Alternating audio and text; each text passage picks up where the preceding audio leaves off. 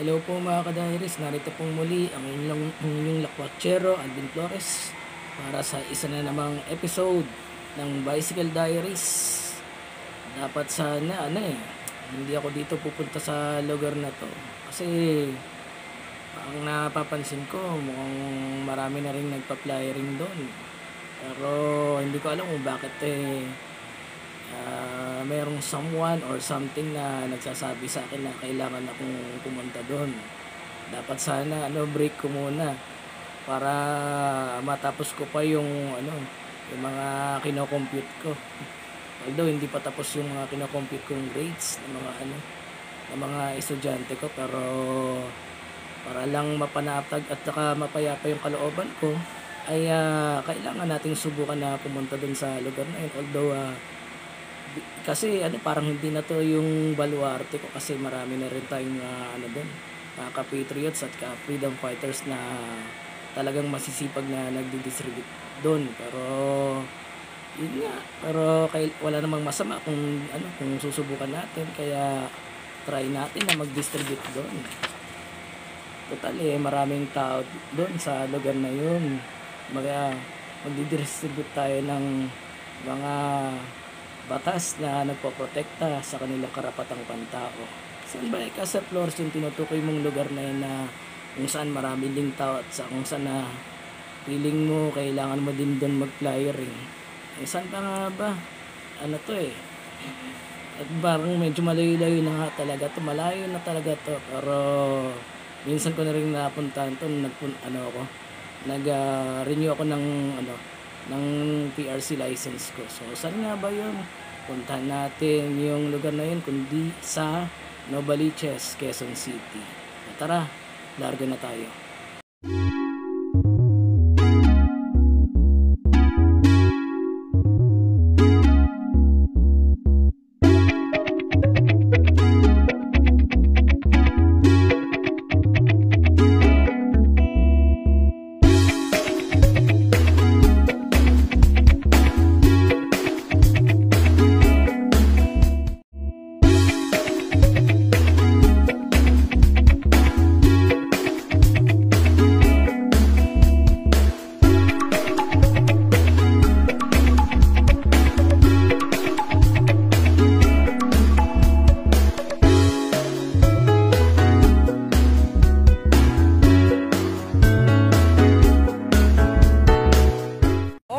Mga ka-diaries, sa wakas nakababa na tayo dito sa Novaliches, Quezon City.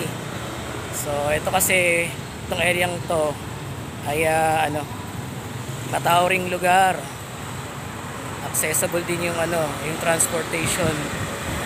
So yun, mukhang madali tayong makaubos na naman ng flyers. So ano pang hinihintay natin? Simulan na nating mag-distribute. Magandang hapon po. Abutan ko lang po kayo ng flyers about dun sa mga batas na nagpoprotekta sa karapatang pantao natin. Just in case na magkaroon na naman ng gipitan, at least alam natin kung ano yung mga dapat nating igiit dyan, kagaya ng RA 11525 na hindi man pala. Magandang hapon po. Abutan ko lang po kayo ng flyers about dun sa mga batas na nagpoprotekta sa karapatang pantao natin. Kagaya niyan, merong outbreak, just in case na magkagipitan na naman, alam po natin kung paano natin igiit yan. Gagaya ng RA 11525, hindi man pala required yung vaccine card po. Just in case na magkagano na naman, alam na po natin paano po umayaw po. Sige po, thank you po. Magandang hapon po. Abutan ko lang po kayo ng flyers about dun sa mga batas na nagpoprotekta sa karapatang pantao natin. Kagaya niyan, just in case na magkaroon na naman ng gipitan, dahil daw may pertussis, alam po natin paano na i-giit yan, kagaya ng RA 11525 na hindi man pala required yung vaccine card. Kaya pagka nagkagano na naman po, alam po natin paano po umayaw po. Sige, thank you po. Magandang hapon po. Abutan ko lang po kayo ng flyers about dun sa mga batas na nagpoprotekta sa karapatang pantao natin. Kagaya niya na just in case na magkagipitan na naman, dahil nababalitaan daw may outbreak, alam po natin kung paano i-giit yung mga batas na yan. Kagaya niyan na may RA 11525 naman pala. Sa umpisa hindi natin alam yan kaya napilitan tayo magpabakuna. At least kung magkaroon na naman ng sapilitan ay alam na natin paano po umayaw po. Dahil may umiiral naman po batas po. Sige, thank you po. Nga hapon po. Abutan ko lang po kayo ng mga batas na nagpoprotekta sa karapatang pantawan natin. Kagaya niya na just in case na magkagipitan na naman dahil may outbreak, kung ano-ano man ng mga pinapalabas na sakit ko alam natin po kung paano po na igit yung mga batas na yan. Kagaya ng RA 11525, hindi man pala required yung vaccine card sa kahit anumang establishment, kahit man mga panggobyernong transactions. At least magkagano na naman, alam natin paano po umayaw po. Sige po, thank you po. Magandang hapon po. Abutan ko lang po kayo ng flyers about dun sa mga batas na pumoprotekta sa karapatang pantawan natin. Just in case na magkaroon na naman ng sapilitan na bakunahan o di kaya dahil daw may outbreak, alam po natin paano igiit yan, kagaya ng RA 11525, hindi man pala required yung vaccine card. Paano pakibasa na po? Sige, thank you. Magandang hapon po. Abutan ko lang po kayo ng flyers about dun sa mga batas na pumoprotekta sa karapatang pantawan natin. Gaya ng just in case na magkaroon na naman ng sapilitan na bakunahan o di kaya dahil may outbreak, alam na natin paano po igiit yan. Kagaya ng RA 11525, di man pala required yung vaccine card. Pagkano pakibasa na po? Sige. Magandang hapon po. Abutan ko lang po kayo ng flyers about dun sa mga batas na pumoprotekta sa karapatang pantawan natin. Just in case na magkaroon na naman ng outbreak o di kaya sapilitan na bakunahan, alam po natin paano igiit yan kasi umiiral na yan. Kagaya ng RA 11525, di man pala required yung vaccine card. Pakibasa na po. Sige. Magandang hapon po. Abutan ko lang kayo ng flyers about dun sa mga batas na pumoprotekta sa karapatang pantawan natin. Just in case na magkaroon na naman ng halimbawa, lockdown o di kaya sapilitan na bakunahan o dahil daw may outbreak, alam na natin paano igiit yan. Kagaya ng RA 11525, hindi man pala required yung vaccine card. Kahit sa school, hindi man pala, kaya iba, mas karamihan sa mga kabataan na pilitan magpabakuna dahil lang gustong-gusto ng kumbaga, mag face-to-face na. Pero matanong ko lang kayo, okay lang ba na ba kayo, naturukan ba kayo, nabakunahan ba kayo? Pero, so far, okay pa naman kayo. Yun naman ang pinagpapasalamat natin. Kasi, kagaya niyan, nakailang ka ba? Dose ka ba? Isa pa lang.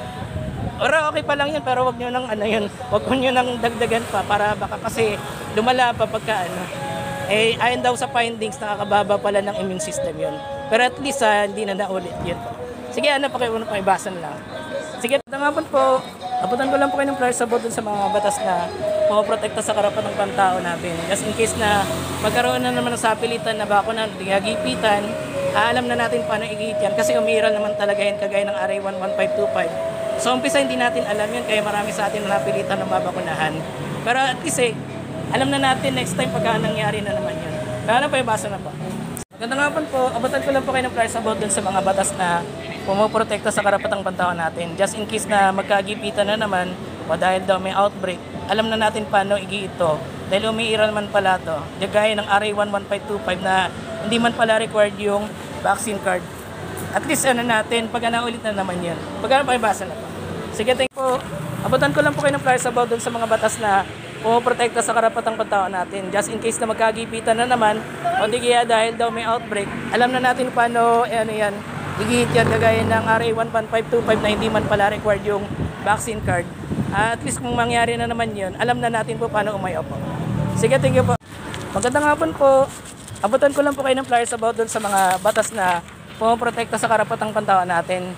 Gaya niya na halimbawa, just in case na magkagipitan na naman o dahil daw may outbreak, alam na natin po kung paano umayaw dahil may umiiral kagaya ng RA 11525, hindi man pala required yung vaccine card. Pakibasa na lang po.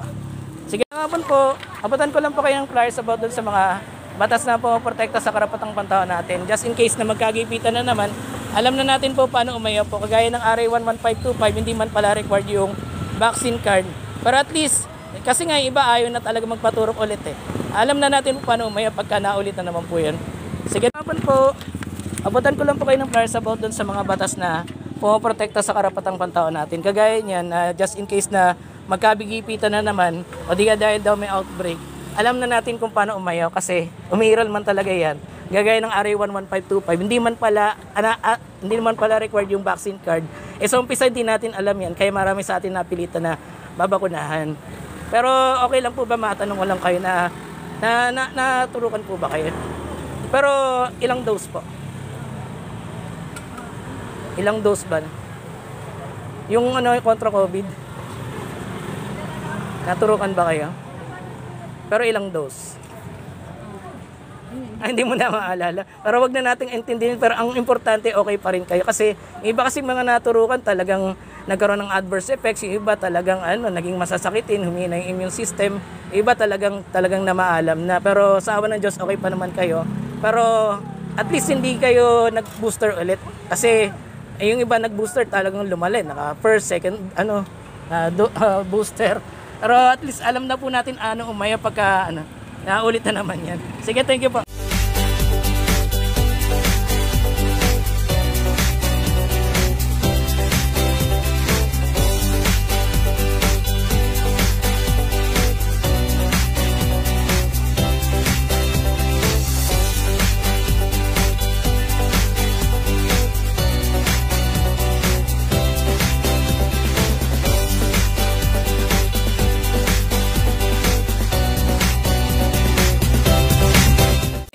Diaries, naubos din yung flyers natin. Parang nabitin pa nga yung pagbibigay natin ng flyers eh. Naubos dun sa mga tricycle drivers.